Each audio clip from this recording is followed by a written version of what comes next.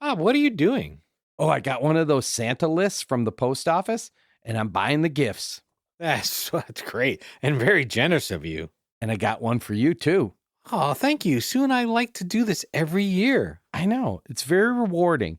And I really think that you should get every gift on their list to make the little tykes happy. A high-end Dynamic Shure SM7B mic for podcasting. Well, that's unusual. Custom Batmobile LED stripe lighting for underneath and interior accents on your car. This child drives. Wow. And a pair of limited edition Air Jordan Christmas themed sneakers. Who exactly is this for? They don't say, but it is important that you make sure to purchase all of the items listed. You know, it's kind of what you do. And then just give them to me. I will make sure they end up with the right person. I'm sure you will. Hey, and while you're at it, Mark, I also have a list that is definitely not for me, but for a poor, unfortunate, adorable little child who's just looking for a Gibson Les Paul for Christmas. They specifically said not to get him one of those cheap Epiphones, and that you should probably just give it to me, and that I'll get it to them. I promise. I trust him. No, I wouldn't. The following podcast contains graphic descriptions of international celebrating and global merrymaking. It may not be suitable for angry or unhappy audience members. Listener discretion is advised. You've been warned. Have you ever seen any of those foreign films? I don't like them.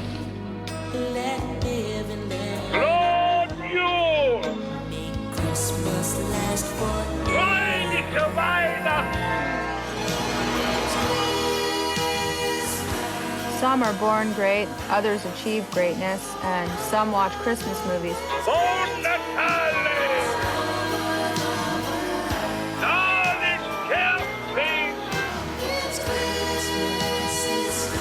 We are the wild and crazy guys. Well, they're both festive, aren't they? Joyeux Noël! The Festive Foreign Film Fans Special. Royal English Christmas / New Year's Triple Stuffed Podcast Episode Extravaganza! Not to take us off topic, Mark. Never. But I hate to break this to you because it may be an unpopular opinion, but bigger is better. Oh, I've regretted that. I know you've always heard the opposite. We try to convince the women that we know that is not true. But trust me, I know. And it's a bit of a curse. You know why? Why? You need bigger pants. It's harder to get through security. You get those awkward looks at the gym. I bet you do. Because no guy likes to see someone else with a bigger... Wait. Shh. What do you say? What? Oreo. A bigger Oreo. You know, double stuffed Oreos. Especially when you're eating them in the locker room. I mean, you get those weird, like, what are you doing with those? Or you stuff them in your pockets to get through the airport. I mean, let's be honest. The double stuffed Oreo is better than the normal one. It is the real example of what happens when humanity dares to dream big. If you want to succeed, you need to laugh in the face of moderation. And we have adopted that philosophy for today's show, because you worried me. Us Festive Fans, we believe that overstuffing instantly makes it better. Look how overstuffed we are. Think burritos. Okay. Pillows. Okay. Or even stockings. When you need two hands and possibly even a foot to handle it, most likely perfect. Wait, do you say you need two hands because it's a foot? Is that what you said? I may have misinterpreted. Sorry. But it's most likely perfect because you know that more really is more. It's true. Which brings us to today's episode. Yes. We have embraced the power of threes, which, you know, is a classic principle that says that things that are grouped in threes are more satisfying, they're more memorable, and they're more impactful than any other numbers. 2s, 4s, 6. 3 is it. 3 just seems to hit the sweet spot with jokes, with slogans, with stories. The power of 3s works. And so we're going with it. So like threesomes. Mark. Get it now? I guess because you're sitting there in your Christmas negligee, but please think about it. It works. We're going to go with it. We're going to go on for 3 hours. We have the 3 of us, you and I and Jake, but we also have added 3 movies and 3 guests. We're tripling our efforts. And the reason why we're doing it, because we are off to the holy grail of Christmas countries. Well, maybe next to Bethlehem. I mean, I don't want to dismiss it, but we need to be up to the task. That's why we're putting everything out there. Well, not everything, but a lot of things. It was English writer Charles Dickens who helped to transform Christmas from a modest religious observance into a joyful family celebration focused on goodwill, compassion, and generosity. So in that spirit of England being the birthplace for our modern Christmas celebrations and traditions, we feel not worthy. This is the moment we've been waiting for since this podcast began. Yes. But we have butterflies. How can we possibly salute our English friends in proper British fashion?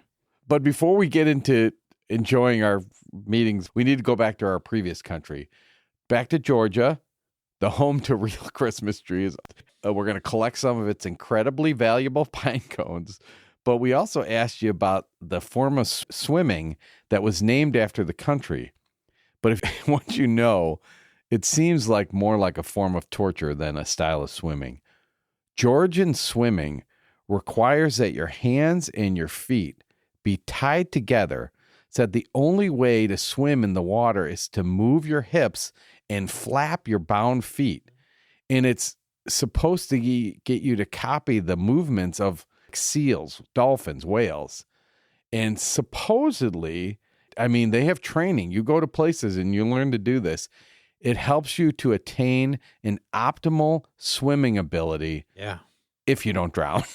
So if you knew this answer, if you were a fan of, or maybe an active participant of Georgian swimming, you received our thoughtful little one-size-fits-all Christmas gift that is able to delight youngsters and seniors alike because it provides bursts of colorful joy wherever you stick it. It's the 4F sticker. I was surprised that your in-law family didn't send something because I am aware of this and you see it in the Olympics.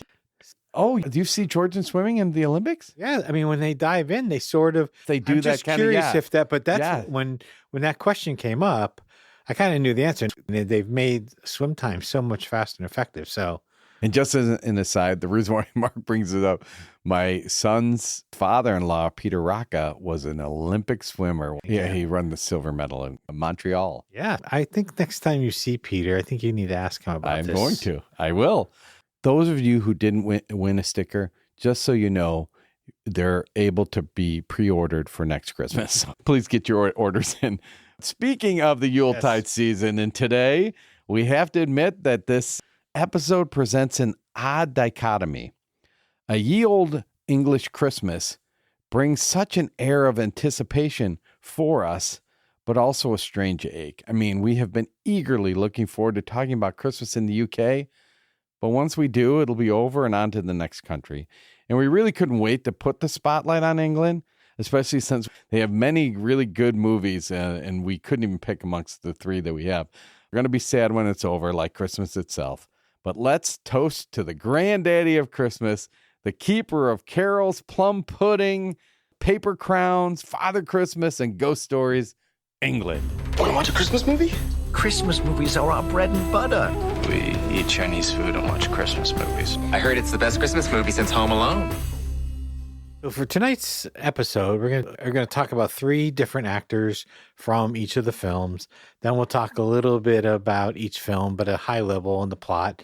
And then we're going to have different questions tonight than our typical was it festive or not. So the first actor we want to talk about is Nicholas Hoult. He plays Marcus Brewer in the film About a Boy. Nicholas Hoult has received several accolades, including a nomination for a British Academy Film Award, or BAFTA, 2 Golden Globe nominations, and a Primetime Emmy nomination. His breakthrough role came at age 11 when he played Marcus in About a Boy alongside Hugh Grant. Prior to that, he appeared in minor television and film roles in British productions, having started acting at the age of 3 with his debut in the film Intimate Relations in 1996. Doesn't sound appropriate for a 3-year-old. No, it doesn't. He quickly followed up with About a Boy, and then with the American film The Weatherman as Nicolas Cage's son, which I remember that movie, but I can't really remember him. Son, yeah. At 17, he played in the British series Skins, which helped him transition from a child star to a more complex, darker character, leading to success and critical recognition. By the time he was 20, he played the role of Kenny Potter in the Oscar-nominated film A Single Man. He was most recently seen as Lex Luthor in Superman. No, I didn't see. Did you see Superman? I did not see the most recent version. No, I did see A Single Man. Though. I was going to ask you because Oscar nominated. Do you remember him as Kenny Potter? Okay. I don't remember him standing out. Yeah. It almost makes me want to go back. In the next movie, A Christmas Carol Gone Wrong, Sir Derek Jacobi is like the preeminent classic British actor known for his roles in stage and screen. You see him, you're probably going to take a knee and bow, right? Yeah. But he was knighted in 1994 for his services to the theater. His interest in drama began when he was young, not shockingly. His family was working class, but he rose to be a great Shakespearean actor. He's portrayed Hamlet at the English National Youth Theatre in high school and earned a scholarship to the University of Cambridge. He caught the interest of Sir Laurence Olivier, who took him under his wing. Olivier provided Derek his film classic debut as Cassio in Othello. His breakthrough came in the epic BBC series I, Claudius, where he did win a BAFTA award. Films tend to play a distant third in his career behind the stage and TV, which I think is interesting. He's really a classic theatrical performer. It's funny he's in this movie Yeah. because he doesn't really play that big of a part, but he's the one people would know. Yeah, Yes, exactly. yeah. I think it's awesome that he Yes. lent his talent to the show. So he's won a Tony on Broadway and several Emmys for his work on television. He's most recently seen on Netflix series The Crown in 2019, which he was phenomenal in. The beauty of A Christmas Carol Goes Wrong is how it uses classically trained actor in a parody of a live performance of A Christmas Carol. And then the last actor we'll highlight for tonight is Alex Ettel, who plays Damien Cunningham in the movie Millions. Alexander Ettel is best known for his film debut in Millions. He garnered over 4 prestigious award nominations. His acting debut wasn't the result of extensive training or industry connections. He just responded to a casting call, and he impressed director Danny Boyle with his authenticity, which is amazing. I mean, This is a great movie, and this kid just shows up. He is stunning. Critics cite his ability to convey depth beyond his years, positioning him as an exceptional young talent. He also appeared in The Water Horse, Legend of the Deep in 2007. Then he stepped away from acting around 2010 and graduated from Leeds Beckett University in 2016, earning a degree in music technology. After the university, Ettel leveraged his skills in cybersecurity and web development and was co-founder of Sinister Records. He's facilitated more than 50 live events promoting both established and emerging artists. So he actually got away from acting. He's focusing on his music. What is stunning to me, of the 3 we talked about, all of them are outstanding. This kid looked like he had an amazing career as an actor, and that he stepped away. It stuns me. It is. It's amazing. So let's talk about the 3 films at a high level, right? We won't go into depth, but I'll start with About a Boy. About a Boy is probably, of the 3, the most well-known, but it does star Hugh Grant. Hugh Grant plays this very rich person who's single, sort of just kind of going through life. He's getting money because his father created a song, a Christmas song. Novelty Christmas song that gets played over. And so he leads the rich single bachelor life, hopping from girlfriend to girlfriend. And as any good movie would have it, he decides that dating single moms is sort of his next adventure. So he goes to a help group called Single Families Act Together, and he starts dating this one girl who's a single mom, lies that he has a kid, but he really doesn't. And then Horrible, right? And so she kind of calls him out on it. But in one of the dates they go on, she brings along this boy. Said, my gosh, my girlfriend's, she's kind of down in the dumps. Do you mind if I bring this kid Marcus with us? Marcus is bullied at school and shows up at Will's house, and they sort of develop this relationship. And Will is grudgingly, yeah. It doesn't come right away, but Will starts to really see, like, wow, I really like this kid. Yeah.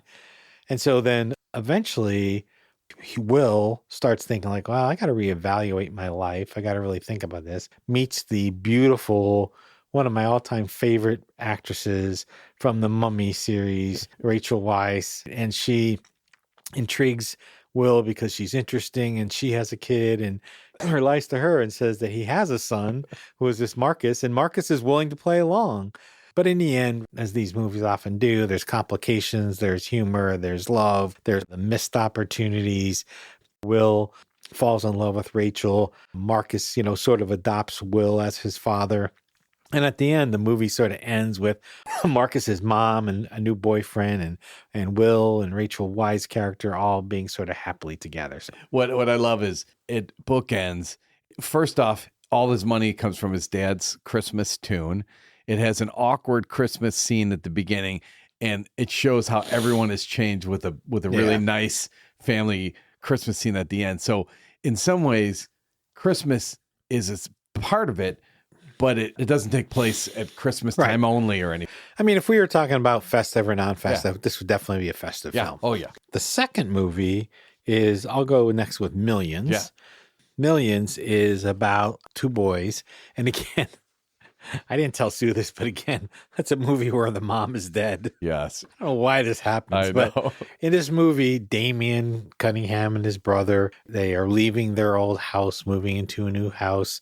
Damien is taking all the cardboard boxes from all the things that they just bought and builds sort of this little fort out in a field. And a train goes whizzing by, and also you hear this boom, boom, boom, boom, and the big black bag hits his cardboard house, and it turns out it's packed full of money. And Damien also has a tendency to see things that aren't there. He's a connoisseur and knows all about every saint, knows when they lived, what they were known for, when they were martyred, if that was the case. When they got their eyes plucked out. When they got their eyes. I mean, there's a funny scene in the beginning where they moved to this new school, and the teacher is asking the students, the first day of school, who's their favorite person? And everybody starts naming famous football players, soccer players, and he names some saint. Yeah. Right? And they're like, oh, what team does he play for? And he's like, no, that's Saint blah, blah, who was martyred on this date. Anyway, this money comes to them. He takes the money. Damien takes the money, shows his brother, and his brother immediately is like, all right, we can't tell dad. And Damien all along kept saying, we got to give this money back. It's not ours. We have to be honest about it. This movie takes you through all the different gyrations of what happens when you try to hide money. And the brother hands out money to the people at school. And there's this great scene where they show up at their house in the morning. He gets on the pedals of a bike. One kid rides him in. One guy grabs his backpack. 2 others or 3 others run security for him. And they're sort of escorting him to school. And it's funny because he keeps telling Damien, don't tell anybody, but he's like flashing cash all over the place. Damien along the way is trying to figure out what to do with the money. They have obviously both missed their mom incredibly. Yes. And, the dad's doing what he can to sort of get them into a stable life. But, they're on hard times. And Damien is sort of hinting at times, like he sees there's these Latter-day Saints. They're supposed to live this life of poverty. And so he asks them, he says, are you poor? And he goes like, what do you mean, are you poor? Well, are you poor? He's like, well, like we don't have a dishwasher. We don't have this. We don't have that. And so Damien takes wads of cash and sticks it into the mailbox. And it's funny. I think that's when Saint Nick is with him. Yes. And he's like, that's good. That's they're giving money to those, in need. And on the one hand, you have Damien, who's trying to do the right thing. You have his brother who's trying not to do the thing. They're hiding from the dad. But then the original robber figures out maybe that they have the money. So he starts stalking. The other backdrop to this whole thing is it's right before England joins the EU. So they're getting rid of all their old pounds and sterling and turning it into the euro. And so they have that as the background too. So they only have so many days to do it. Well, the robber comes into the house looking for the money, demolishes the house. That's when they reveal to dad they have the money. And like you think, oh, good, the dad's going to do the right thing. He's going to make him deliver it back to the police. No. His dad's like, we deserve this. We earned this. We're going to go change all this money to euros, spend some of the money. And so they go out with a girlfriend. He's kind of now has this girlfriend who helps him devise a way to get rid of the money. There's a scene at the end where he's able to reconnect with his mom. She tells him everything's going to be okay. He burns the rest of the money that they have left. And then there's a new family unit now with his dad, his brother, this new woman. They're sort of all getting along. So I had not seen this movie before. It was delightful. It was a very cute movie. And then the last movie was the Christmas Carol Gone Wrong. So the premise of this movie is that there's this theatrical group who was banned from being on the BBC because of the Easter show that did not go correctly. And so at the very beginning of the movie, Derek Jacobi playing Scrooge, performing, all of a sudden you see all these black hooded people coming in with dark covering on their faces and taking over the broadcast immediately. And to say they're inept at the show is to put it mildly. And so they quickly take over the show. Most of the acting is so poor. The one guy who plays Bob Cratchit, he makes me laugh. He doesn't know his words, so he's written them all over scenery. Like the one's like, would you like to give that coin? He has on his coin. He has his yes and no. And it was like to give that coin to the poor. And he looks at the coin. Yes. And, would you like to give it now if it was a coin? No. Yes. No. And it just sort of follows all along. I mean, it's hilarious at the British physical humor, slapstick humor that occurs. And so as they're going through, though, the guy who's playing Scrooge, there's another actor who wants to play Scrooge. And he's like, I will never let you play Scrooge unless there's something untimely happens to me where you have to take over. Well, embedded in the whole thing is, him trying to take out that guy so he could play Scrooge. Right. And so they go through the play. But really, as you go through it, you realize the guy who plays Scrooge is maybe not the nicest guy in real life. As he's playing it, he's starting to sort of have this realization that maybe he's not such a good person.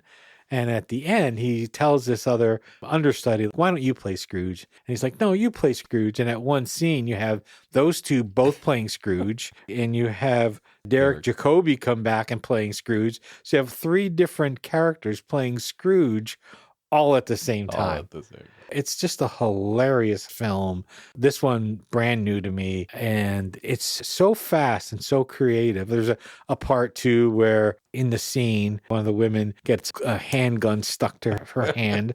That's a little pistol. And then they have to go off of the property and they go to the store to get some food. And she's like, you need to give us this food. And she's pointing the gun at him, not realizing that's what she's doing. And the clerk's like, yeah, of course, and she realized, and she's like, give them food too. He's like, okay, ma'am. Very typical of British humor, just a delight. What is so funny is they put on the show, like the show goes on, right? But they keep finding so many funny ways to put in jokes or physical gags. But what I do like about it too is the same story happens where he has a moment, he's been nasty to the people around him. He realizes he has, and he changes his ways. And so it tells the story It does. just in a different way, and it makes it even more meaningful. Yeah, and there's a right. lot of sub stories, Yeah. like guy who thinks his girlfriend is cheating. What you love, there's one scene, and this is what makes it so funny, is they're trying to use green screen. Yes. Oh my and the God. guy's Yeah. using it on his computer, Yeah. and he accidentally showed a video Yeah. he took from a Christmas party. They keep seeing Yeah. scenes of it because it's on his computer, and so many things come from that. It's so funny.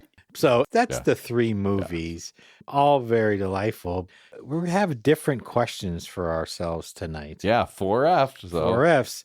So the first question is, which was the best, Bob? These are films I was familiar with. I knew all three of them. The one I have watched repeatedly, although I love all of them equally, I have watched Millions a number of times. The reason why, and it's hard to portray when you're describing the movie, Damien, he's like the ethical center because he loves these saints and he's trying to understand morality. And all the various things he does, it's so interesting in terms of trying to give money away. What's the right thing to do with money? And even the end of the film, it's very uplifting. And it's so touching where he sees his mother and talks to his mother. And the kid is amazing. So my favorite, although I love all of them for different reasons, my favorite is Millions. Yeah, no, that makes sense. I mean, even in the description, when I learned that this was his first film and I learned that he sort of just answered a casting call, he's so authentic. Yes. I could see your point of view. I struggle with this one a little bit, but I would say the one I've watched the most and maybe I've learned about the most is About a Boy. Oh. I mean, I really do enjoy that story. Again, I'm a huge Hugh Grant fan. I just think it's somewhat of a predictable story in that, right, there's just somebody who needs to sort of reevaluate their life. But I just love how Marcus just keeps coming back and figures out early on that Will needs him as much as he needs Will. And that kid is another one that does Yeah. a great job. I just love the tenacity of Marcus with A Christmas Carol Gone Wrong being new. I don't know. It could end up being one eventually, but I always go back to About a Boy. The one thing about a boy is you'll never be able to listen to Killing Me Softly with Oh my God. the same way ever again. Yeah, I mean, I think if we went more in depth, we would talk about that. Yeah. All right, so then how would you rank them? So it sounds like Millions is one Yeah. for you. I would do it this way. It's almost like one ABC. Like my third, I rank it so far ahead of other ones Yeah. that it's almost unfair. But I would go Millions, Christmas Carol Gone Wrong, and About a Boy. I love About a Boy. I watch that a lot too because there's so many scenes I like in that. The thing about Christmas Carol Gone Wrong, I've watched it. I laugh out loud still. So it funny. still gets me to laugh. So it's funny. We're flip-flopped a little bit. So I would say About a Boy, Christmas Carol, and Millions. But again, same thing. I like the character development About a Boy. Christmas Carol just made me laugh. Yeah. Again, Millions is very good. I would say that would be my order. Which one do you feel is most authentically British? This is a hard question because I want to say Millions again because there's certain things, the soccer element to it, the schooling, how they behave at school, the house, how they built the house, all of those factors. And I don't say About a Boy, even though there's British elements of that, but that could feel the most American to me. True. It's A Christmas Carol. How do you not? I mean, I couldn't agree more. and the humor is so British. Oh my God. And it's funny watching that. It took me back to my first introduction to British humor was Monty Python. Yes. And it just reminded me of that. And Benny Hill. Yes. Right. And Mr. Bean. And this is all in keeping with all those. It's Absolutely. a peer with those. Yes. Absolutely. Would you watch again or recommend any of these to All someone? three. Yeah, all same. three. Yeah. Without a doubt. They're so good. And like I said, I've watched them again and again myself. In this Christmas season, we have watched as a family Christmas Carol Gone Wrong. Most of my family had never seen it before. Oh, really? You Yeah, did? so- Did they love it? Everybody did. And I would say for those listening, if you haven't watched it yet, it's not a very long movie. No. It's like maybe 80 minutes. If you are having your worst day, just watch this. I'm so glad the whole family watched Oh, it. they thought Because it I've was never nice. done that with my family. I think I have to do it. Yeah, I would highly recommend it. So, Mark, we indicated we have 3 movies. We also have 3 interviewees. They are all from England, which is fun. So we can gain from them a perspective on English Christmas versus American Christmas, what traditions they have. The first person we're going to talk to, his name is Adam Parker Sebun. He has a podcast. Okay. And it's called Merry Britsmas. It's a podcast that celebrates all things Christmas in Britain, from its timeless holiday music, heartwarming films, quirky traditions, Yuletide nostalgia. He has all that. He hails from England, and we want to hear from him what makes Christmas so special in the UK and some of his favorite Christmas memories.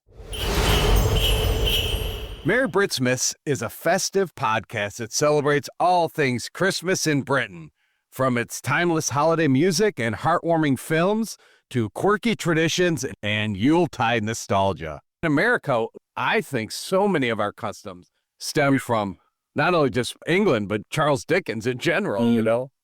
I just realized I should be doing something. I've always wanted to have a podcast, but never really found something specific to talk about. I almost like too many things as well. Like I love music and I love film and I love sports. And so I was like, I got to know what to click into. And then Christmas just kind of matched up with something that I love so much and seemed to be a burgeoning podcast area. And a friend of mine said, after I was racking my brains about what to talk about on Christmas, because it seems like, where's my expertise? A friend said, all the ones you kind of listen to are American. Why don't you do something British? And then it just clicked for me. It was that eureka moment, like, yeah, of course, just a British Christmas. No one's else talking about that. Everyone's talking about things that are generally quite American. So I'll give my perspective on, and as I kind of then started digging into it, realizing how many things are uniquely British and how many British shows and music is out there that other cultures and other countries just aren't seeing. So where are you specifically from? And does where you are at in England determine how you celebrate? Like, are there geographical differences? Well, I grew up in the middle of England, a place near, it's sort of the Midlands, we call it, near Birmingham, a little town called Kidderminster. Then went to Southampton on the south coast for university, moved to London for about 8 or 9 years. And now I'm on the Sussex coast, on the south coast near Brighton and Hove. And I wouldn't say there's any major differences.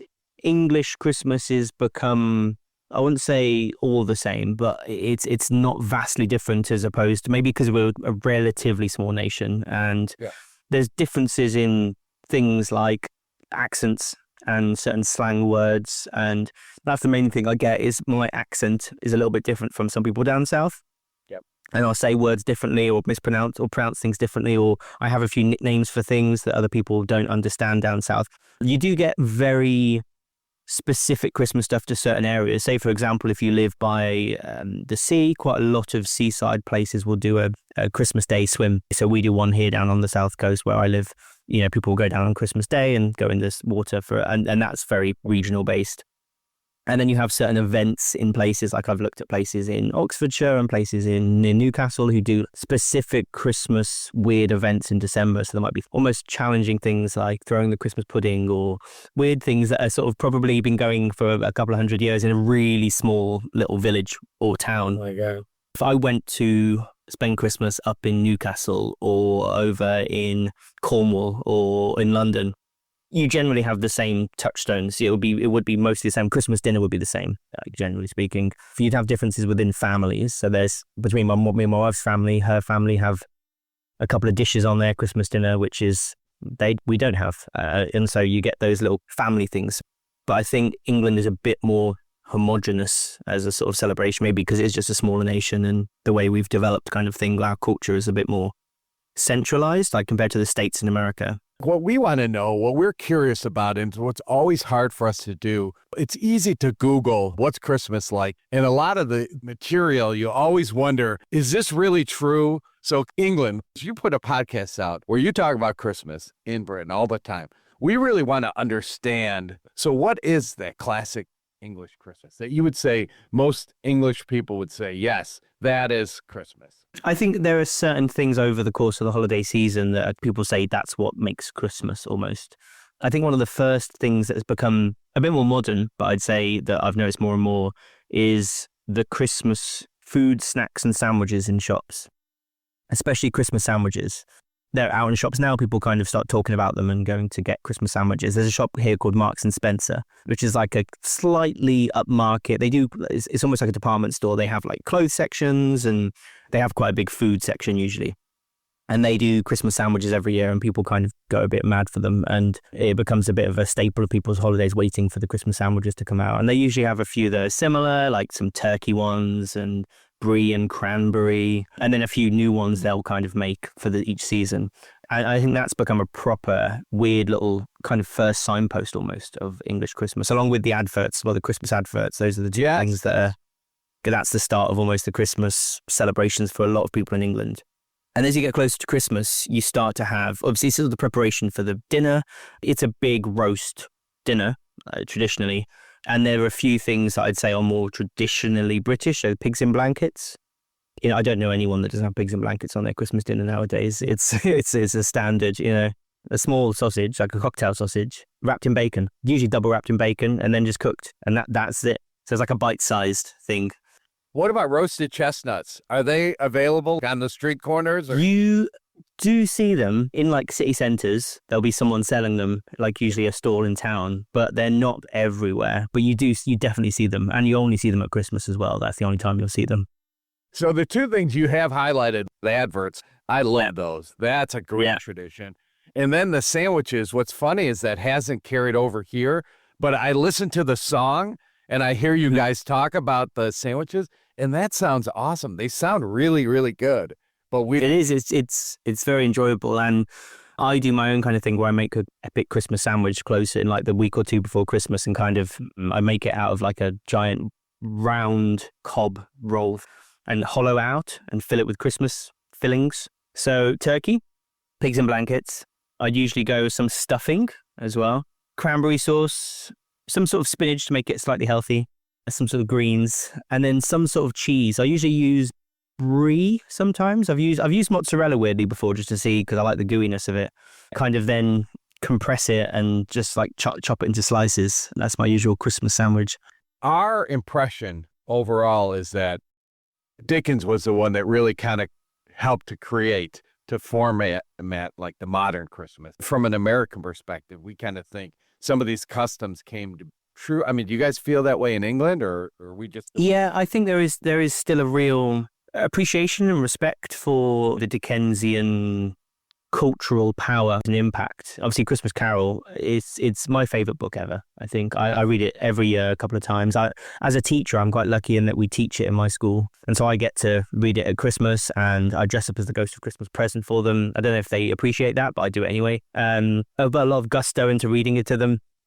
And so I get to kind of pass that along, that enjoyment of it. I think you really do see Victorian Christmas into the modern. There's stuff like Christmas cards and crackers. Those sort of, very British Christmas things are invented in that time period, and we still make part of our day-to-day Christmas events now. You can kind of see it in a lot of British Christmas celebration and culture. Christmas adverts quite often will have a Dickensian feel to them. There was definitely one, I think it was last year or the year before, and it was playing on almost a Christmas Carol Dickens sort of thing. And so it's a touchstone, a cultural touchstone in the UK. And tell me what Christmases was like for you growing up. Yeah, it was, my mom's the big Christmas. She's the reason why I am a Christmas obsessive. My mom is obsessed with Christmas like I am. She would, as soon as my dad would allow her, whack every decoration up, kind of go a little bit mad with the decorations.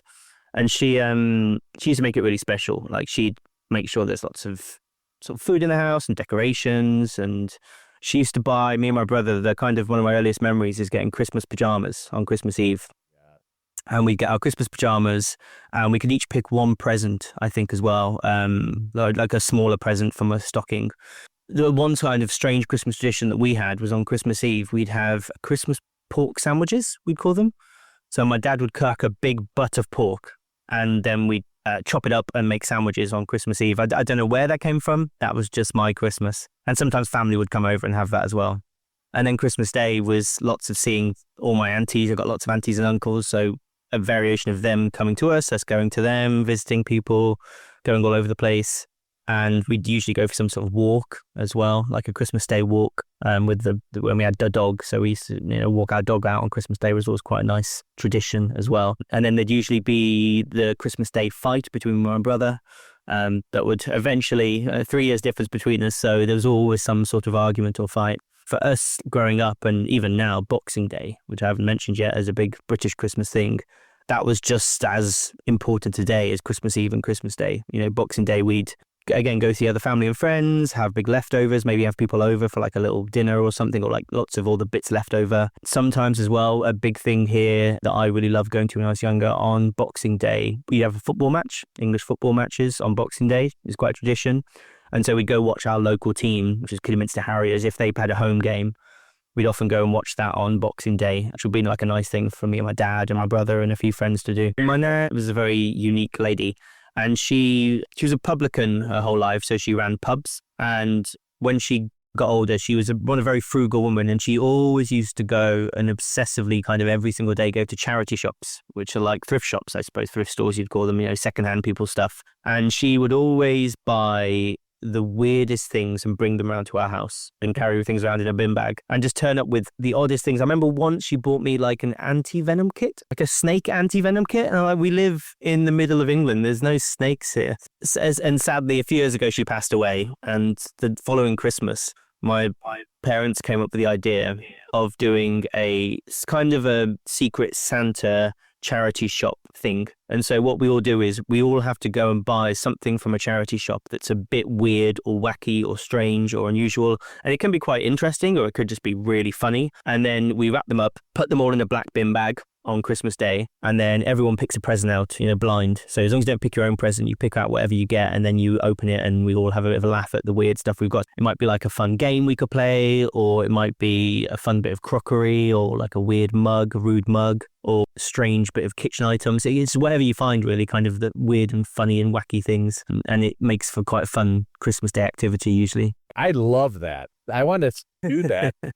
And I remember I did take some stuff, like when I was at university, and I'd get stuff and I'd take it and kind of display it on a shelf at university. And my friends would be like, oh, is that the Nana Jones selection? Like, yeah, she bought me this now. She got me this little weird statue of a dragon or something that, I don't know, this weird little ashtray. I don't smoke. I don't know why she bought me an ashtray. Just like, you know, she'll get me something odd. Are there any American influences on your Christmas versus British on ours? Britain has just naturally kind of become a bit more Americanized, and probably more in my lifetime than any other because of TV and the internet and films and stuff. And so I'd say there's definitely been a sort of influx of American Christmas culture. Probably not so much when I was a kid, but as I got older, I definitely noticed it. Elf on the Shelf was kind of the biggest thing that I think. Oh, yeah. And I'd say some things like that have started to creep in, like traditions that are sort of a bit more new maybe, but have started off in America and then jumped over here after a few years. What's a favorite English Christmas movie you like, and a Christmas song that you think is very representative of your country? For my song, I picked something that, again, is over here. People would definitely be like, that's a Christmas song. As soon as it comes on, it's the start of Christmas. I Believe in Father Christmas by Greg Lake, who is in Emerson, Lake and Palmer and King Crimson. And it's just a beautiful, it's my dad's favorite Christmas song whenever it would come on. And my dad's liked Christmas, but he liked it in the Christmas box for the 2 weeks around Christmas, whereas my mom was trying to explode it out everywhere else like me.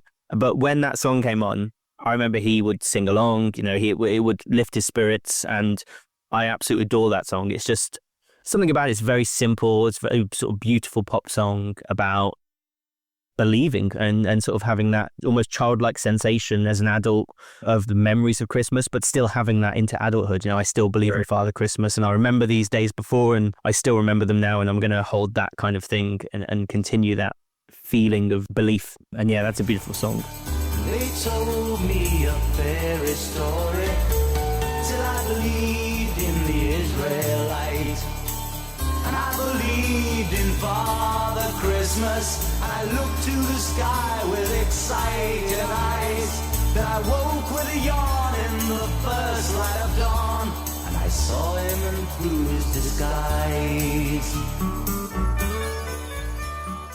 In terms of a film, well, I'm going to pick something that is lesser well known, just because I want to make more people watch this, which is, it was a made-for-TV movie over here in the late 90s, I want to say, called Flint Street Nativity. And I think it's just over like an hour and 15 minutes long.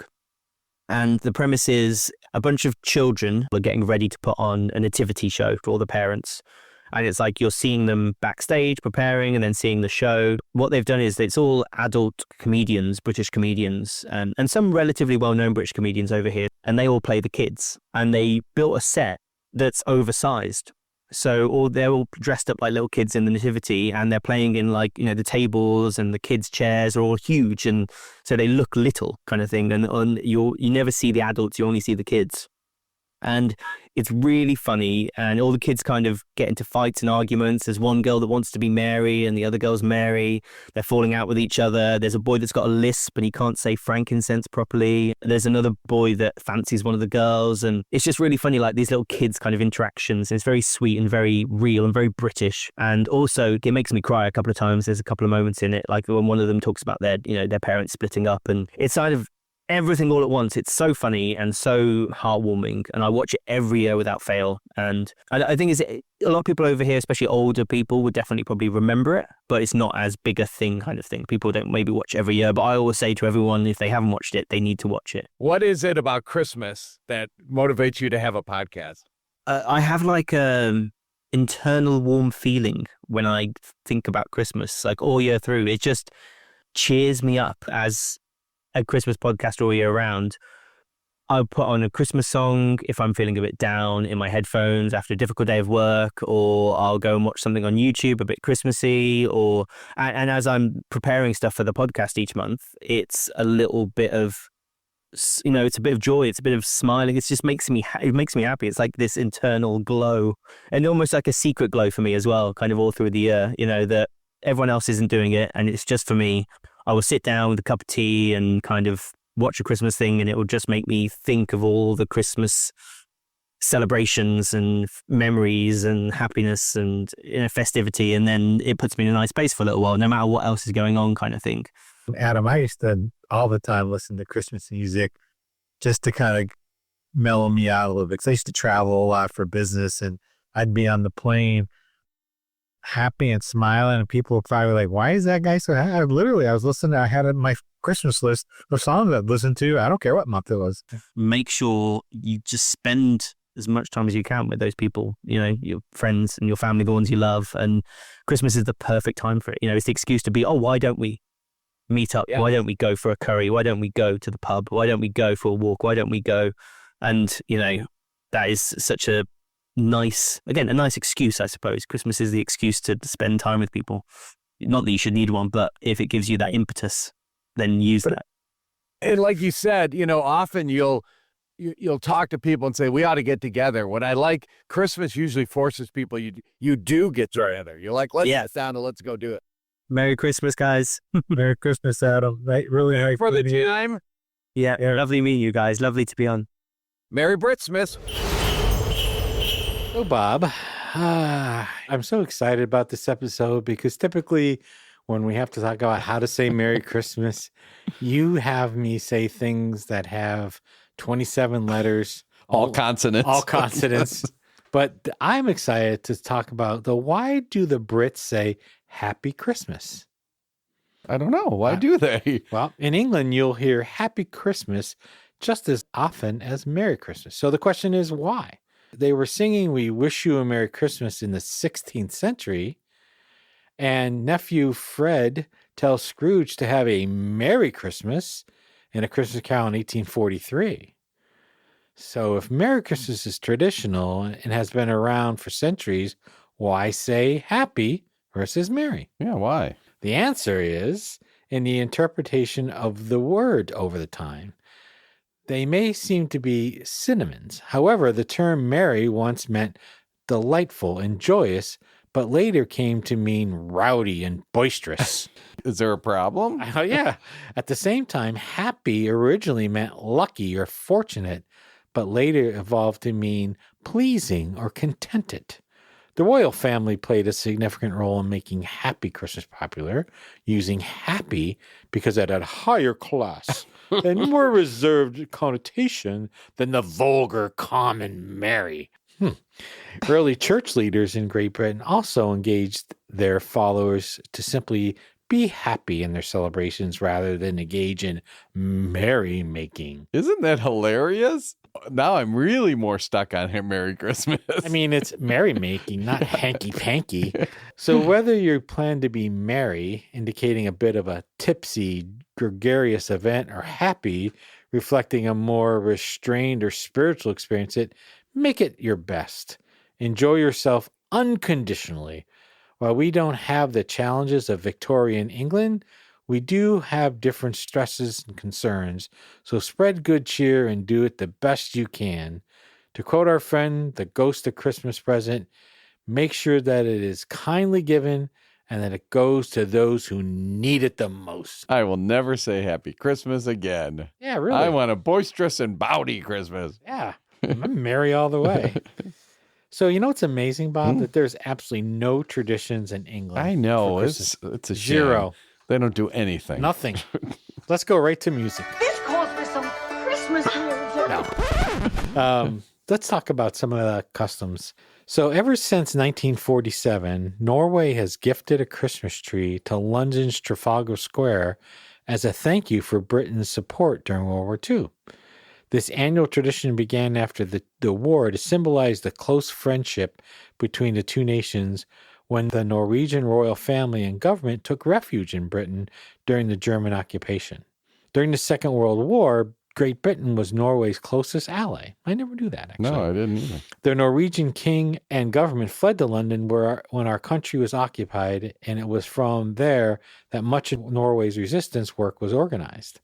Both the BBC and its Norwegian counterpart, NRK, broadcasted in Norwegian from London, something that was both an important source of information and a morale boost for those who remained in Norway, where people would listen in secret in fear of the strict Nazi ban on radios. After the war, Norway began sending Christmas trees to London every year as just a mere thank you. And that's so nice. It is. And I so love nice. that they still do it. You Yeah, know?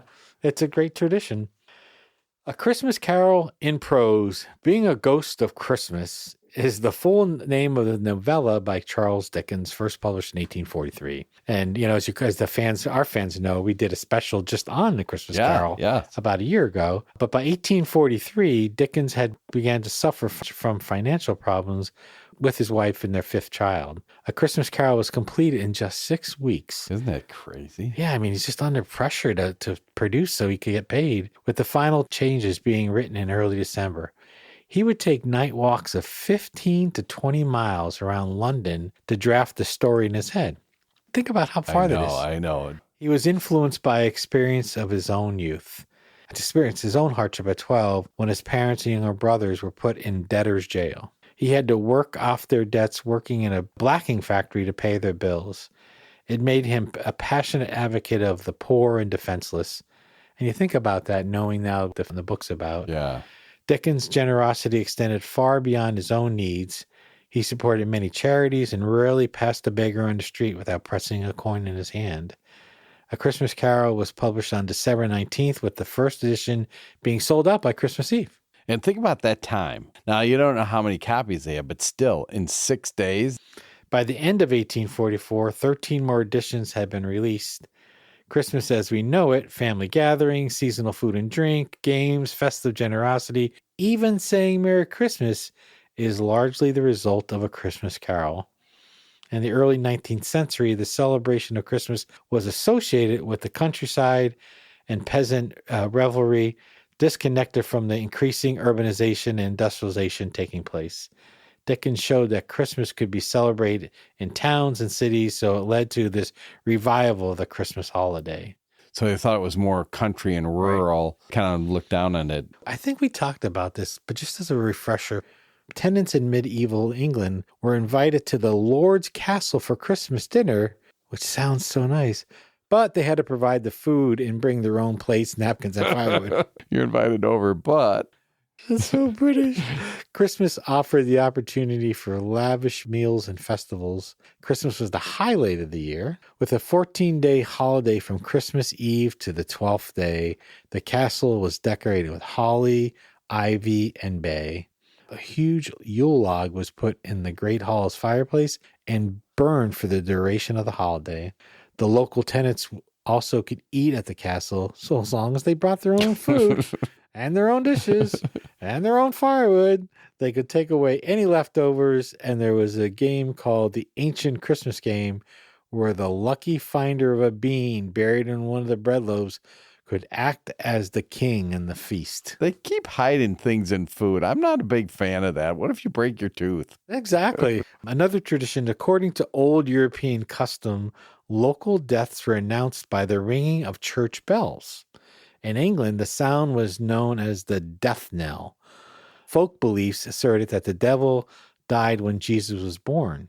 Some towns would ring the church bells near midnight on Christmas Eve to announce the devil's death. In England, the custom was called tolling or ringing the devil's knell. It dates back to the mid-13th century. It was briefly discontinued in the early 1800s and then interrupted again in 1940 during World War II when bell ringing was forbidden. It started again in 1948, and according to the custom, bell ringing begins at 11 p.m. on Christmas Eve and is timed to end at midnight. I would never have known that it meant that the devil has died. I never heard that before, No, I never honestly. did that. An old legend explains the history of the devil's knell bell and hints at another origin for Christmas Eve bell ringing custom. The legend is long ago, a man of means murdered a young man in his service. As penance for his crime, he requested that the bell toll every year on Christmas Eve as a reminder of his sin. This is a fun one. We Wish You a Merry Christmas is an English Christmas carol by the British composer, conductor, and organist Arthur Warrell. It was published under the title A Merry Christmas, West Country Traditional Song.